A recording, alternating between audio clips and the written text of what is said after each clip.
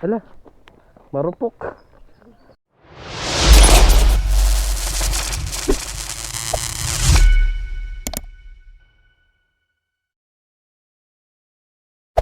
Good morning, good morning. Bali bumiyahe pala tayo ngayong umaga mga boss. Pero bago yon, dumaan pala tayo dito sa Pilenbes Subdivision. Dito lang malapit sa Marcos Highway. Kasi may kukunin tayong bagahe na pinasuyo sa atin. Bali isasabay kasi to papuntang Bicol. Bali ano to, bagsak sa isang sling bag. So kahit pa paano naman meron tayo dito, kaya sinabay na natin. Kasi sayang din eh. Kumbaga unang customer to. Unang kita, kaya hindi na natin tanggihan. So yon, medyo maganda ang panahon ngayon, mainit. Unlike kahapon na paambon-ambon.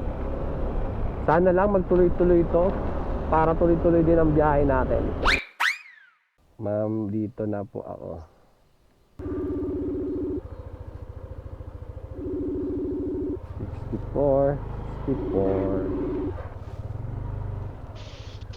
Hello, ma'am. Yeah. Ma'am, nandito na po ako.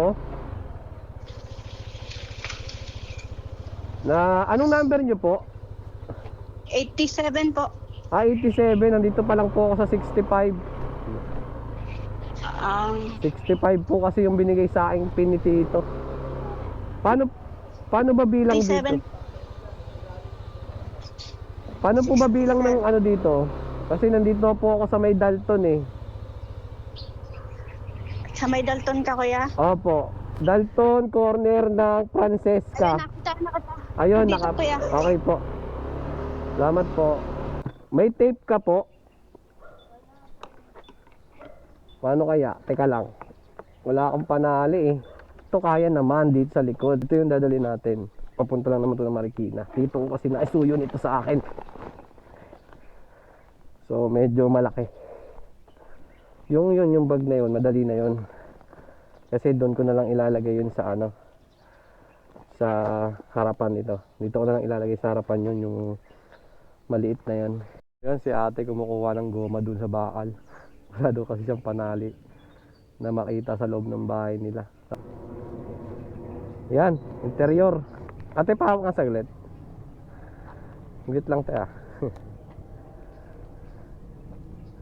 Laki pa ng panali mo tayo.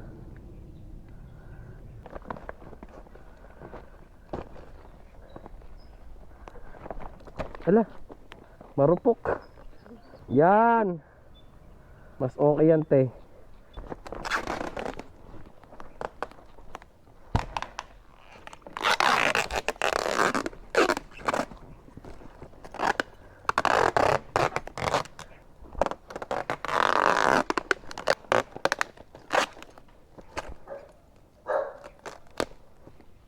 Sige po. Sige po, ako na ba pong bahala dito. Hawak-hawak natin yung helmet natin dito sa braso. So medyo malaki pala itong pinikap natin sa picture kasi medyo maliit lang siya eh. Pasubo tayo dun mga boss Pero okay lang, malapit lang naman yung pick up. Ayun, drop point. So ayun mga boss, balikan ko na lang kayo mamaya.